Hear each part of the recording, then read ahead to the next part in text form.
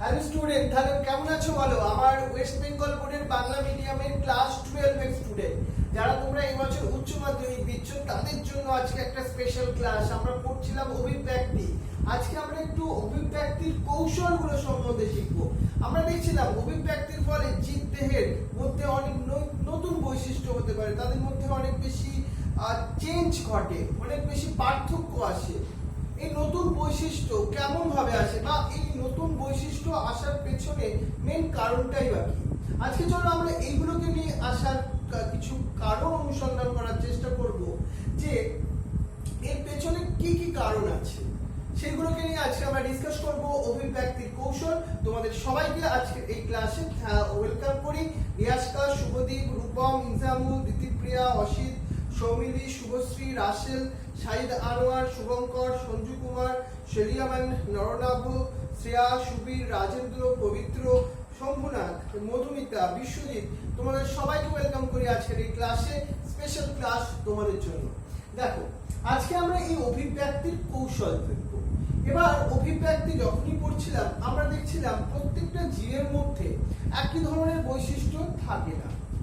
যেমন আমরা জিরাফের গলাটাই বলছিলাম, এক ধরনের জিরাফের গলা দেখলাম, তাদের মধ্যে যারা ছোট সাইজের জিরাফ ছিল তারা অবলুপ্তি হয়ে গেল, যাদের গলা আলটিমেটলি লং বা লম্বা তারাই শুধুমাত্র রয়ে গেল আমাদের এই পরিবেশে।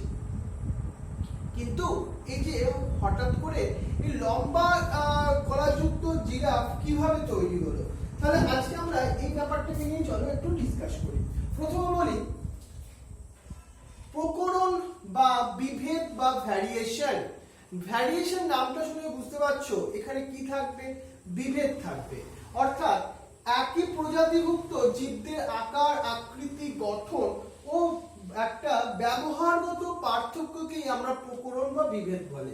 আমি সাপোজ আমার নাম অরুণাভ, যেমন আমার একটা খুব স্পেশাল স্টুডেন্ট, তার নাম পাবো নরনাভ। নাম দুটোর মধ্যে অনেকটাই মিল আছে, তাই না? কিন্তু আমাদের দুজনের মধ্যে কি পুরোপুরি একই রকমের আমাদের দেখতে? না। আমাদের কি আকৃতি কি একই টাইপের? না। আমাদের গঠন কিছুটা হলেও এক, কিন্তু পুরোপুরিও নয়। আর আমাদের ব্যবহারগত অনেক পার্থক্য আমাদের মধ্যে আছে।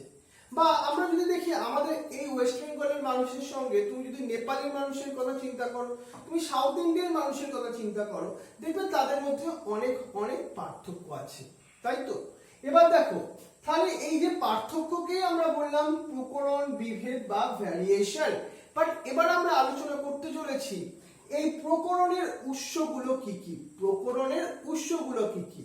দেখো, এই প্রকরণ বা বিভেদ দুটো মেন কারণের জন্য হয়, দুটো মেন বিষয়বস্তুতে হয়।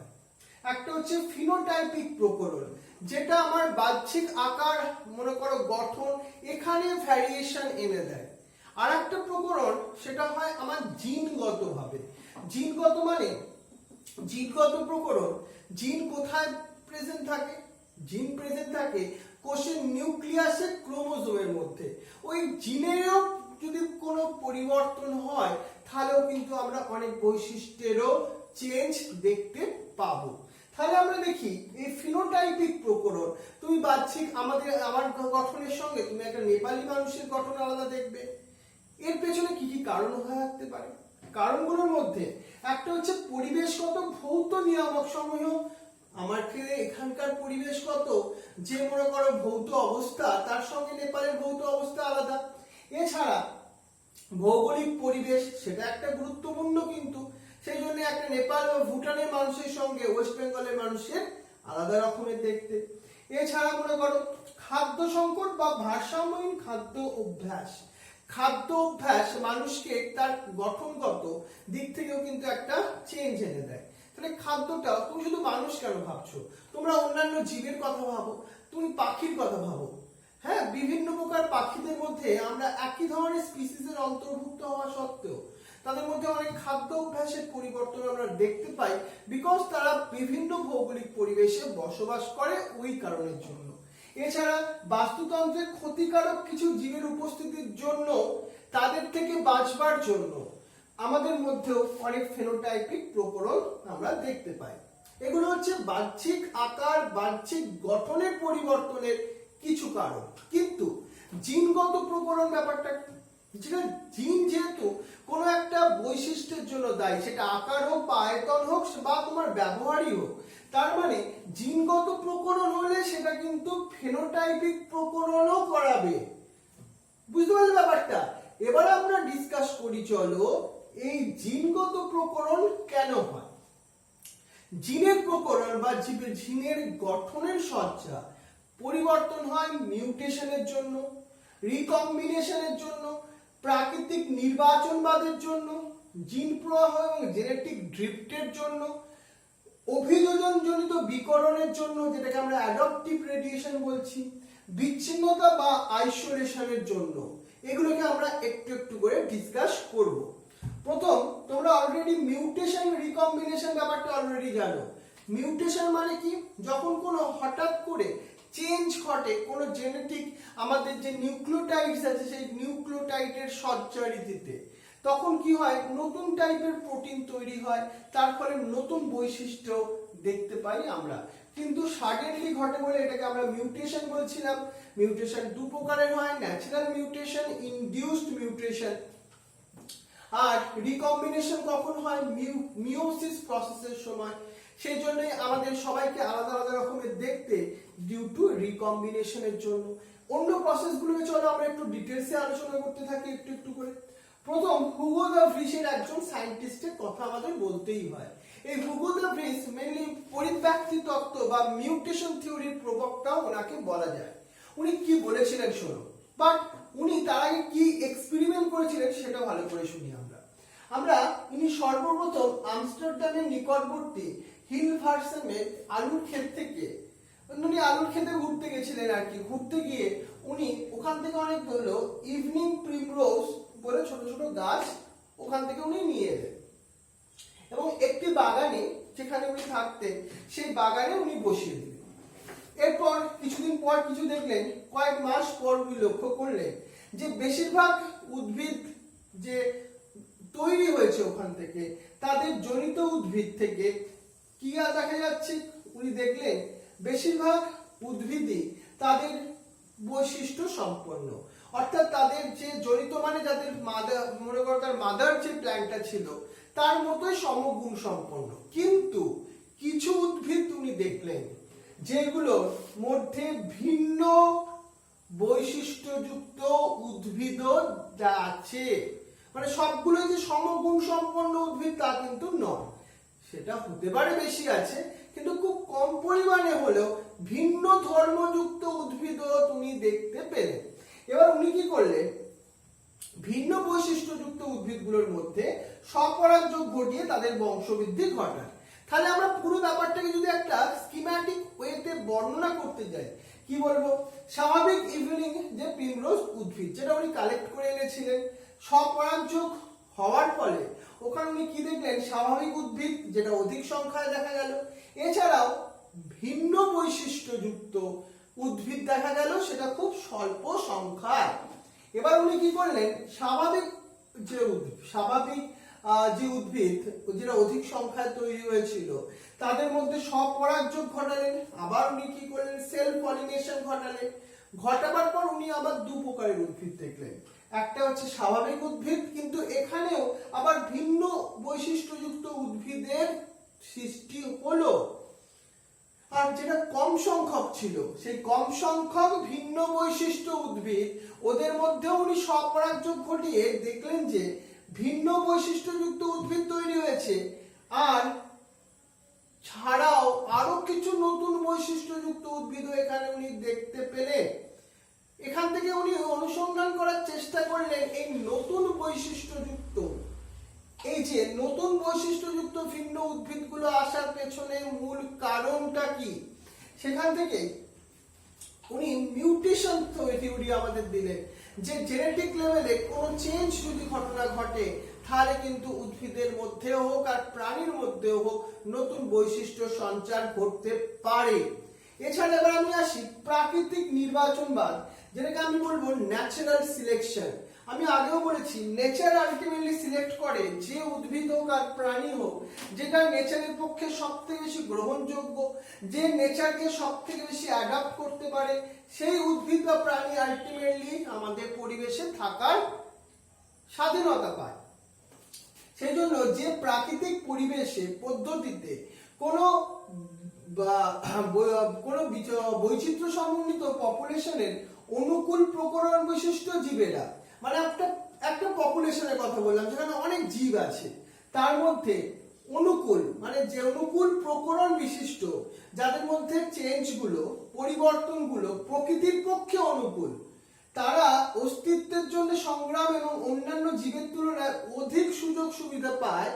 যেমন আমি বলেছিলাম লম্বা গলাযুক্ত জিরাফ আর ছোট গলাযুক্ত জিরাফের মধ্যে পরিবর্তনশীল পরিবেশ, যেখানে দেখা গেল ছোট সাইজের গাছগুলো আর বর্তমান নেই, শুধুমাত্র বড় সাইজের গাছগুলোই বর্তমান আছে বা প্রেজেন্ট ছিল সেই এনভায়রনমেন্টে। তাহলে কোন ধরনের জিরাফগুলো অস্তিত্বের জন্য সংগ্রামে বেশি সুযোগ সুবিধা পেল? যারা লম্বা নেকযুক্ত লম্বা গলাযুক্ত জিরাফগুলো, এবং স্থিতিশীলতা লাভ করে এবং পরিবেশের যোগ্য হিসাবে নির্বাচিত হয়। এটাকে আমরা বললাম প্রাকৃতিক নির্বাচনবাদ। এবার বিজ্ঞানীরা বলেন natural selections operate through a differential reproduction. আর এই যে প্রাকৃতিক নির্বাচনবাদ তিন প্রকারের হয়। একটা হচ্ছে স্থিতিকরণ নির্বাচন বা স্টেবিলাইজিং নির্বাচন, আর একটা হচ্ছে অভিমুখী বা ডাইরেকশনাল নির্বাচন, আর একটা হচ্ছে ভাঙনমূলক নির্বাচন বা ডিসপারসিভ নির্বাচন বা ডিসপারসিভ সিলেকশন। তাহলে আমি তোমাকে এবার একটা একটা করে ব্যাপারটাকে একটু বোঝাবার চেষ্টা করি। প্রথমে আমি বলছি স্থিতিকরণ নির্বাচন বা স্টেবিলাইজিং নির্বাচন বলতে কি বোঝো। তোমাকে একটা প্রথমে উদাহরণ দিই। আমাদের আজকের যুগ থেকে তুমি কিছু যুগ আগে যাও, সেই সময় কিছু মানুষের বাচ্চা, মনে করো যার ওয়েট ছিল প্রায় 1 কেজি মতো, আর কিছু বাচ্চার ওয়েট ছিল যাদের ওজন প্রায় 5 কেজির মতো, এরকম বাচ্চাও তৈরি হতো। কিন্তু দেখা গেল 1 কেজির বাচ্চারাও বেঁচে থাকতো না, আর 5 কেজির বাচ্চারাও বেঁচে থাকতে পারলো না। শুধুমাত্র বেঁচে থাকতে পারলো যেসব বাচ্চাদের একটা অ্যাভারেজ ওয়েট, মনে করো 1.5-2 কেজি এই ধরনের একটা ওয়েট হয়। তাহলে আমরা কি বললাম ব্যাপারটার মধ্যে দিয়ে, যে ধরনের প্রাকৃতিক নির্বাচনের প্রভাবে কোনো পপুলেশন থেকে বিশেষ ফিনোটাইপ সংকলিত জীবেরা অপসারিত হয়, মানে দুটো সাইডের অর্গানিজমরা, যাদের 5 কেজি আর যাদের 1 কেজি ওয়েট, তারা অপসারিত হলো এবং জিনগতভাবে স্থিতিশীল এবং ফিনোটাইপ গড় মান বিশিষ্ট 5 কেজি এবং 1 কেজি, মনে করো তার একটা অ্যাভারেজ মান বিশিষ্ট, মানে কি বলছি আমরা এখানে, যেখানে জিনগতভাবে স্থিতিশীল এবং ফিনোটাইপের গড় মান বিশিষ্ট জীবরা সমজাতীয় জীবরাই সংখ্যায় বৃদ্ধি পেতে থাকে। তারপর দেখা গেল 5 কেজির যে বাচ্চা হওয়ার যে তাদের পিতামাতা, সেই বৈশিষ্ট্য সম্পন্ন পিতামাতা এবং বাচ্চারা কিন্তু পরিবেশে আর থাকলো না, এবং 1 কেজি ওজন বিশিষ্ট পিতামাতা, সেই বৈশিষ্ট্য যুক্ত যে পিতামাতা, তারাও পরিবেশে থাকতে পারলো না। শুধুমাত্র পারলো কারা, যাদের গড় মান অর্থাৎ 2 থেকে 3 কেজি ম্যাক্সিমাম হয়, তারাই আলটিমেটলি কিন্তু পরিবেশে বেঁচে থাকার জন্য উপযুক্ত হলো। এই উদাহরণটা কিন্তু মনে রাখতে হবে স্থিতিকারী নির্বাচন বা স্টেবিলাইজিং নির্বাচনের জন্য। এবার আসবো আমাদের পরের টপিক, সেটাকে বলছি আমি ডাইরেকশনাল নির্বাচন। এই ডাইরেকশনাল নির্বাচন পড়তে গেলে তুমি সবসময় তার উদাহরণটা ভালো করে পড়বে। এখানে আমরা বলছি ইংল্যান্ডের একটা শিল্পীয় নগরীর কথা। সেখানে বার্মিংহামে একটা ধরনের পরিবেশে কালো ধরনের বিস্টন ব্রিলোরিনিয়া নামক একটা মথের ঘাতক প্রাকৃতিক হাত থেকে বেঁচে যায়, এবং এরকমের ডাইরেকশনাল সিলেকশন এই ঘটনা ইন্ডাস্ট্রিয়াল মেলানিজম নামে পরিচিত। আমি তোমাকে একটু ইজি করে বলি। ইংল্যান্ডে যখন ইন্ডাস্ট্রি ডেভেলপ হয়নি, তখন পলিউশনের ব্যাপারটা অনেক কম ছিল। সেই জন্য গাছের যে মনে করো তোমার স্টেম, সেইখানে লাইকেন্সটা গ্রো করতো। আর এইখানে এই মথের এই যে বিস্টন মথের 2 প্রকারের বিস্টন মথ ছিল। একটা মথ ছিল সাদা কালারের আর একটা ছিল কালো কালারের। যেহেতু পলিউশন ছিল না, গাছের যে তোমার কাণ্ডগুলো ছিল সাদা বর্ণের, এবার সাদার সঙ্গে সাদা কালারের মদগুলো তখন কি হয়ে যেত, একদম সিমিলার হয়ে যেত কালারটা, আর কালো কালারের মদগুলো তখন হাইলাইটেড হতো। বাইরে থেকে পাখিরা এসে ওই কালো কালারের মদগুলোকে বেছে বেছে খেয়ে নিত। তাহলে বিফোর ইন্ডাস্ট্রি যখন ডেভেলপ হয়েছে ইংল্যান্ডে, তখন কোন ধরনের মদের সংখ্যা বেশি ছিল? বেশি ছিল তোমার হোয়াইট কালারের মথে। কিন্তু এরপর ইংল্যান্ডে শুরু হলো শিল্প। শিল্প হওয়ার পর পলিউশনও বাড়তে থাকলো। পলিউশন বাড়লে লাইকেন্স তো আর গ্রো করলোই না, উল্টে তোমার কাণ্ডের উপর কালো কালো সেই স্মোক, মানে সেই পার্টিকেলস গুলো জমা হতে থাকলো। এবার দেখো ঘটনাটা পুরো উল্টে গেল। এবার তো কাণ্ডটা কালো হয়ে গেছে, কালো কাণ্ডের সঙ্গে খুব কম মাত্রায় বেঁচে থাকলেও সেই কালো কালো সেই মদগুলোই তাদের সঙ্গে পুরো একই রকমের হয়ে গেল, তাদের গায়ের কালারের সঙ্গে কাণ্ডের কালার। তখন সাদা কালারের যে তোমার মদগুলোই হাইলাইটেড হতে থাকলো, আর পাখিরা এসে ওই মদগুলোকেই, মানে সাদা কালারের মদগুলোকে তখন খেতে থাকলো। তখন পপুলেশন কাদের বৃদ্ধি পেতে থাকলো? কালো কালারের মদগুলোকে। অর্থাৎ প্রাকৃতিক নির্বাচনের প্রভাবে পরিবর্তিত পরিবেশের জন্য, পরিস্থিতির সাথে মানিয়ে নেওয়ার জন্য কোনো পপুলেশনের সদস্যরা ক্রমশ ফিনোটাইপের একটি চরম মান, মানে একটা চরম মান কালো পাটটার দিকে সেটা কি হলো, পরিবর্তিত হতে থাকে। এই এক্সাম্পলটা কিন্তু মনে রাখতে হবে। আর একটা হচ্ছে তোমার ডিসপারসিভ নির্বাচন। ডিসপারসিভ নির্বাচনের মধ্যে আমি একটা প্রথমে এক্সাম্পল দিই। সেখানে তোমার লিম্পলেট নামক এক ধরনের সামুদ্রিক শামুক আছে, যাদের খোলকের 3 রকমের বর্ণ দেখা যায়, সাদা বর্ণ, বাদামি বর্ণ এবং কালো বর্ণ। কিন্তু এরপর আমরা দেখলাম সাদা বর্ণ এবং কালো বর্ণের মাঝামাঝি মনে করো একটা বাদামি বর্ণের শামুকের সংখ্যায় কিন্তু বেশি আমরা দেখতে পেলাম। সাদা বা কালো বর্ণের শামুকরা আস্তে আস্তে অবলুপ্তি হয়ে গেল। এটাকে আমরা বলছি ডিসপারসিভ নির্বাচন। কেন বললাম? যে ধরনের প্রাকৃতিক নির্বাচনের প্রভাবে কোনো পপুলেশনের সাধারণ ফিনোটাইপগুলির তুলনায় একাধিক চরম মানযুক্ত ফিনোটাইপের বৃদ্ধি ঘটে, তাকে আমরা বলবো ডিসপারসিভ নির্বাচন। এবার জিন প্রবাহ কাকে বলে? মনে করো একটা পপুলেশন থেকে অন্য একটি পপুলেশনের জিন বা অ্যালিলে স্থানান্তর করো। যখন একটা পপুলেশন থেকে কিছু মানুষ মনে করো অন্য একটা পপুলেশনে চলে গেল, অন্য একটা জায়গায় গিয়ে বসবাস করতে শুরু করলো, তখন তাকে আমরা কি বলছি? জিন প্রবাহ।